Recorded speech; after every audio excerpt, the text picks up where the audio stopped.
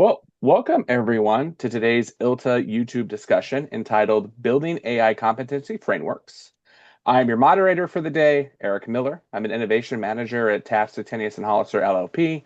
I'm thrilled to be joined today by our two distinguished guests. We've got Colin Levy, who's legal counsel from Malbek, and Kara Brooks, who is a senior manager, legal AI innovations with Seyfarth Lean Consulting LLC. Welcome, Kara and Colin. I'm going to give you each 30 seconds for a quick introduction. Kara, why don't we start with you? Sure. So I am part of Seyfarth Labs team.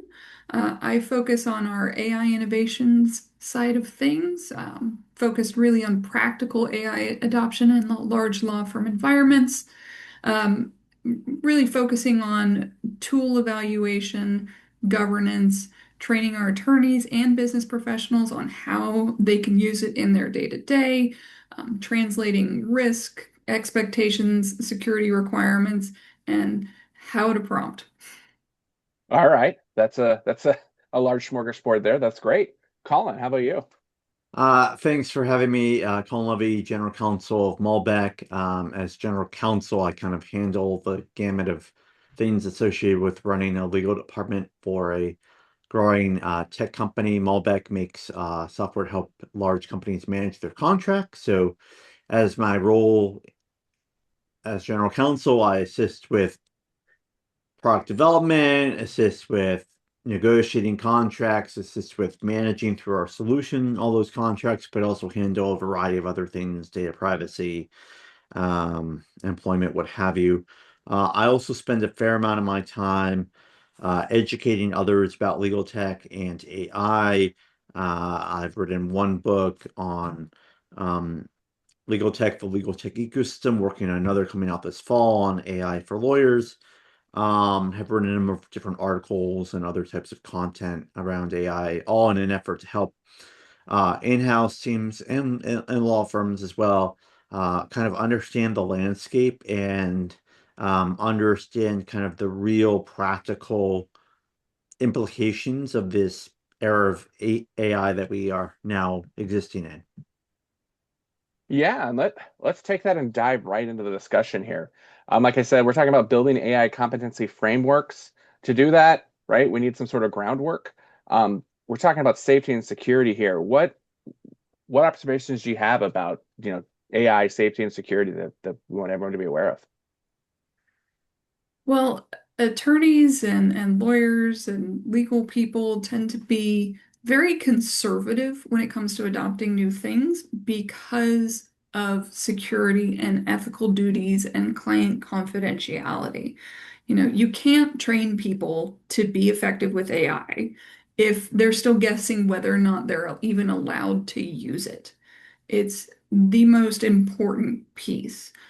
One of the things we've done is make sure that everyone knows that we have a space, our AI portal, that has links to all of the secure tools that they can use. These are the ones that are firm approved. These are the ones that have been vetted by security, by our Office of General Counsel, and links to education knowledge. Here's a list of clients that you need to be more cautious with because they require additional approvals, things like that. And just always being ready to answer the question, is this safe to use? Right? Because they always like that extra little bit of reassurance. Yeah, I mean, I think what I would add on top of that is I spend a fair amount of my time helping people understand kind of the basics of how these tools work in terms of how they create the outputs that they do. And at the end of the day, it's not that difficult to understand. What's difficult is to reconcile how they work with what they appear to be telling you about what they're doing. There's a little bit of a disconnect there, and that is in part by design. And also, I think, can often raise some questions because, for example, these tools are now notorious for seeming to make up information when that is really not a flaw per se. It's just a feature of the tool, and so it's just something you have to kind of accommodate for to some degree. Which, to Kara's point, given lawyers being fairly conservative and fairly kind of risk averse to some degree, can be a little bit difficult to make the case for. But that being said, on the other hand, you can't ignore the reality that exists. We live in this era of these tools, and you're doing yourself and your clients a disservice by not taking advantage of these tools. So you have to reconcile sort of the need for safety and risk management with the need to actually use these tools to remain valuable and provide services that your clients want you to be providing to them. Yeah, absolutely. There's also like a third, I don't know, we can call it pillar in here, right? But like confidentiality as well, right? How do you help people understand, right, confidentiality and build that competency in this era of AI?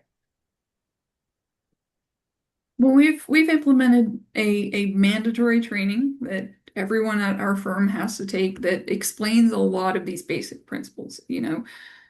Training in the world of AI is difficult because it's shifting so fast. So we really focus just on principles, like what is AI?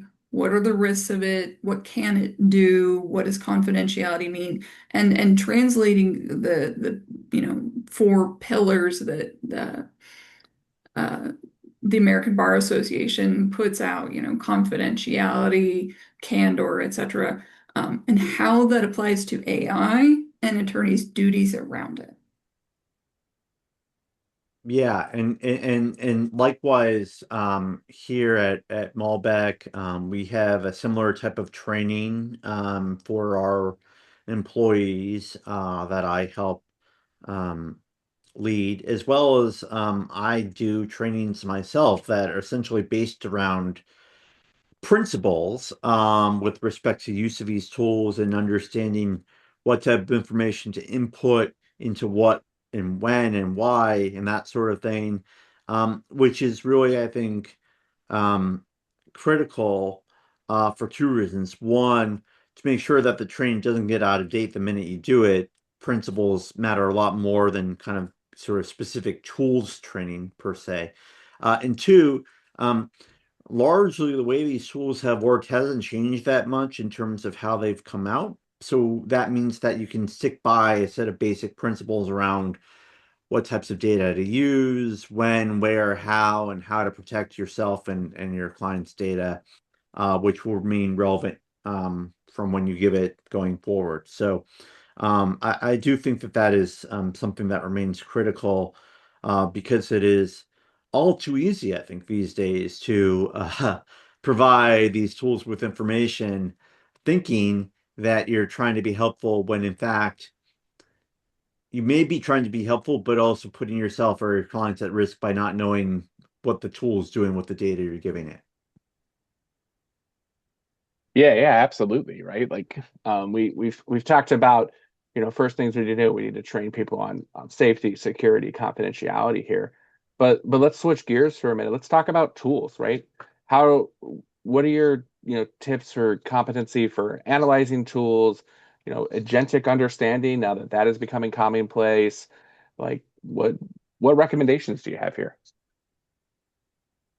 Yeah, I mean, in my view, I think that it starts with understanding, and this is doesn't apply just to AI, it applies to really pretty much any type of evaluation for tools. What's your problem? What literally what are you trying to do? What are you trying to accomplish? What does accomplish mean in the context of solving your problem? And letting that then define and guide your evaluation of what tools potentially could work.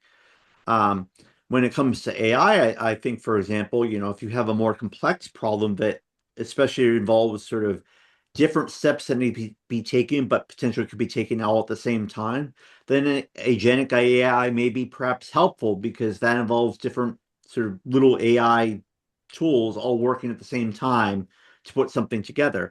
Whereas if you have a sort of a simpler problem, but it's routine, standardizable, and fairly um, repetitive, then perhaps you can use, a different type of AI tool for that, maybe.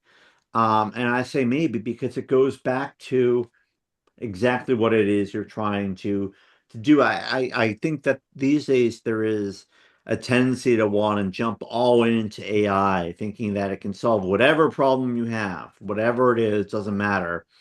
When in fact it may or may not actually be able to solve the problem, as has been the case with prior tech, because if you have a problem, but it's one of say a culture or like a broken process or something, the tech's not going to solve that broken process. What's going to happen is if you turn to tech, it's going to make that process way worse because it's going to do it even more faster. And you're going to be like, oh my God, what did I just do? Which is why that problem identification step is so important, which admittedly is not glamorous. But boy, if you do that right, you set yourself up for success. Likewise, if you don't do it right, you set yourself up for failure. Yeah. And we're seeing a lot of the same things, process improvement combined with, thinking technology is a one-stop solution is a continual struggle for everyone involved. We've started, of course, a few years ago by allowing the firm to have access to broadly applicable AI solutions, getting people's feet wet, getting them a prompt library so they can explore and understand different use cases, and moved on to really targeted practice-specific training and solutions, understanding, what the attorney workflow is in one department in practice versus another, how AI can fit in that day to day.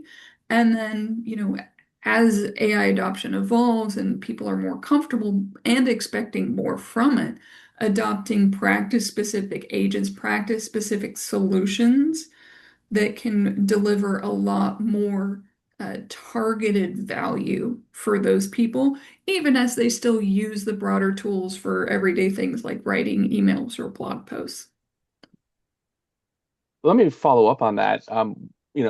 Targeting for a practice group for specific attorneys, um, what does that look like? And what, like, do you guys have any tips or tricks about how to get that going at a firm?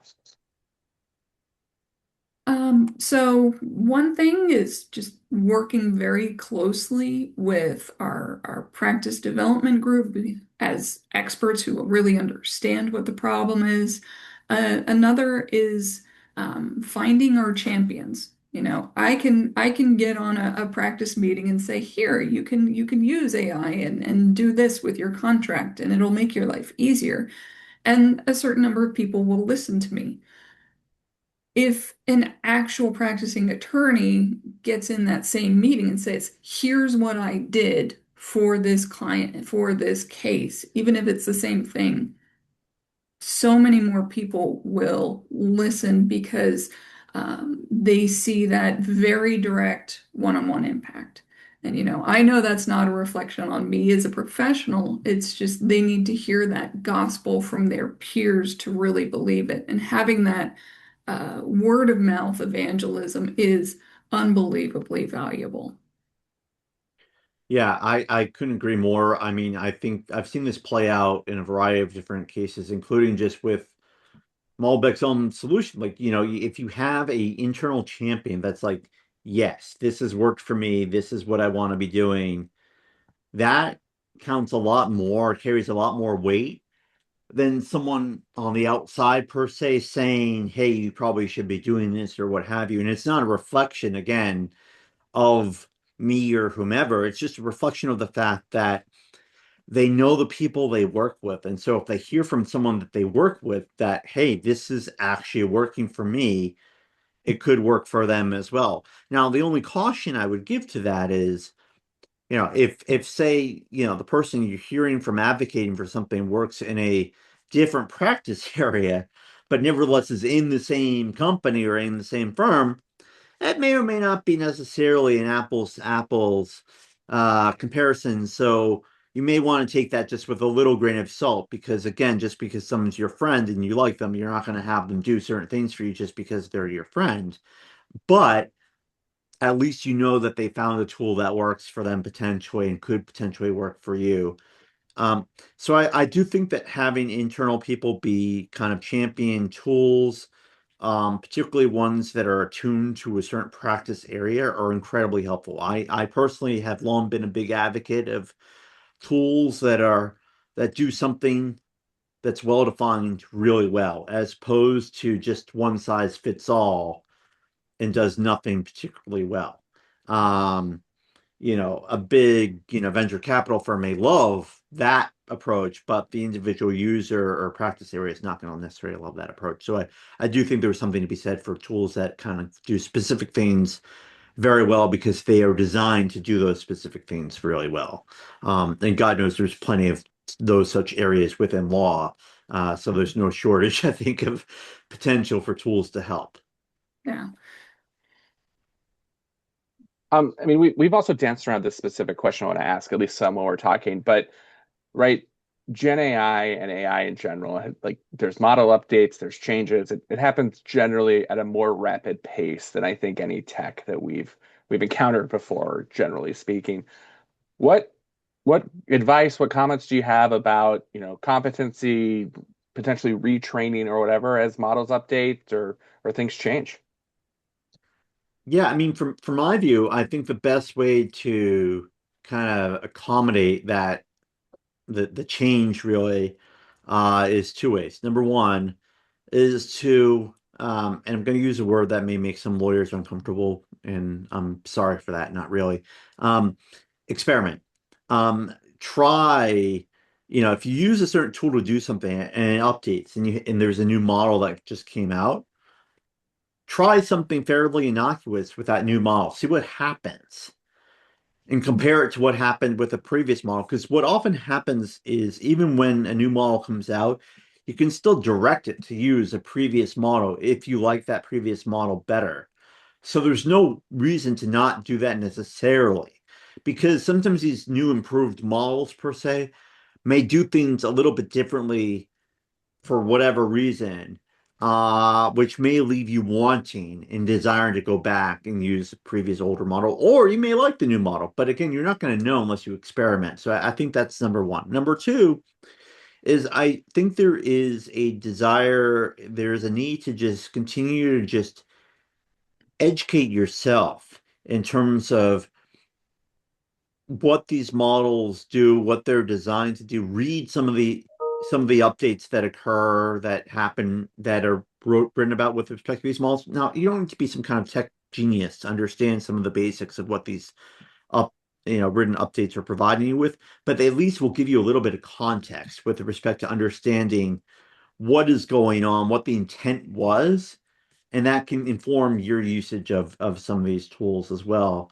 And if you use more specific tools that you have a relationship with, I'd say reach out and just ask for more information or support. They're likely going to be more than happy to want to support and help you out because their goal is to make you want you to be happy. Yeah, and I also think it forces us to really change the training mindset, right? It's not so much you train someone where the buttons are and what the functions are and how you use it, and then they're done. And maybe in a couple years you do it again with a new software update.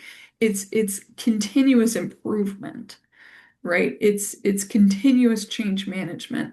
And maybe rather than training it as a feature update or a model update, hey, there's new use cases that this can handle now. Have you tried doing this as well? We've now had success with having AI help with this task greater than we did before. So it has to be a continual conversation, a continual sharing, everyone learning together, what we call simultaneous advancement with a little pun on Seyfarth, SE, simultaneous. But you really have to kind of stay on top of it because it will surprise you. Microsoft Copilot will roll out changes that you know are coming, but you don't know when. And sometimes a user will show you something and you don't have it until tomorrow. That has literally happened to me, even though we're in the exact same environment. And you just kind of have to roll with the changes and go, that's great. Have you tried it? What do you think? How is it helping your day so I can share that and you can share that with the people around you. Yeah, I completely agree with that approach. I think really what the pace of change, especially with respect to AI, is foisting upon all of us is this need to adopt a more sort of adaptive mindset, one that is more open to knowing that things are shifting, and if you feel somewhat uncomfortable with how things are shifting, you're not alone. And because of that, you shouldn't hesitate to reach out to others, say peers or whoever, and just kind of do a little check-in with them, see how they're doing, see what they're using, see what they think of whatever has that's come out. Google just came out with their new Gemini set. I haven't quite used it yet, but I fully intend to give it a try and see what some of my friends think of it as well. So I think that sort of the inherent need of humans to want to be a part of something greater than themselves actually is one great approach to being more comfortable with what is happening right now with AI, because it's encouraging us to maintain and build and rely upon those relationships we have with others to learn and grow alongside one another. Yeah. In that way, it's kind of fostering a lot more connectivity and community, even though we're all a lot more spread out than we used to be. A lot more people are working fully remote or have moved to a different state because they can.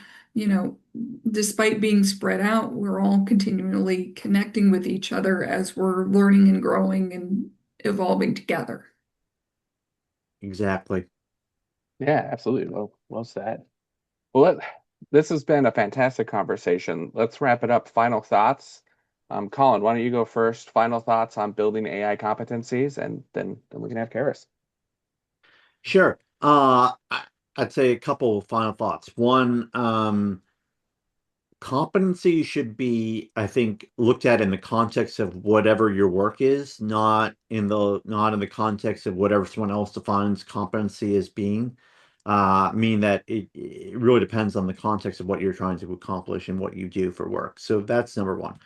Number two, we all learn differently. And so I think it's incumbent upon ourselves to understand how we learn best and make use of that knowledge to help us learn best, especially when it comes to technology. And then lastly, I think we have to just acknowledge the fact that, as something I mentioned earlier, we're all likely going to be uncomfortable at times, and we have to kind of be comfortable being uncomfortable. And so that's just part of the territory. And I realize that can be a little disconcerting, but it was kind of that way back when, dating myself a little bit here, but back when the internet first came out. Likewise, it was that sort of thing. It's kind of, what is this? Why is it here? What are we supposed to do with it? And now we all kind of take it for granted. Eventually, we'll reach that point with AI as well. So I do think that that is something you need to be aware of. And then lastly, one thing I'll just say is, look, the medical industry used to be the legal industry, and that the medical industry used to operate in this very prescribed manner, no pun intended, and it seems the same way every single day in, day out. And now it's very data driven, very tech driven. And so the legal industry, likewise, I think has a lot to learn from the medical industry in terms of what we can do with technology and how we can evolve and adapt. Um, I would say, we have to keep in mind that AI competency looks different by what your role is. And training should look different too. If you're trying to empower the people at your firm to use AI, you need to understand what their role is so that you can help them help themselves and learn how to do that and feel comfortable experimenting. And, find your champions, find the people who are excited about this kind of thing, or even if they're not excited about technology, they're excited about it saving them a half an hour. That's just as good, you know, and have people be willing to say, "Hey, I tried this, it didn't work. Now I've tried something else and it does work and it's great. We've improved. Showing that change can be really important too. And realizing that AI competency is not a certification, it's not a test you can pass. It's a living capability. Encouraging the connections, encouraging people to just give it a try and ask for help is incredibly important. Hmm. Yeah. Well, thank you both, Colin and Kara, for your time and the expertise that you've shared with us today. Before we log off, I want to make a quick note. I know that there's an AI competency course that's actually coming from LTC4. It might be worth looking into if you want to learn more about this topic. Additionally, we hope that the audience will soon view will enjoy. Proceed to like and comment on the recording and also subscribe to the ILTA YouTube and ILTA Voices. Have a great day, everyone. Thank you. Thank you, Eric.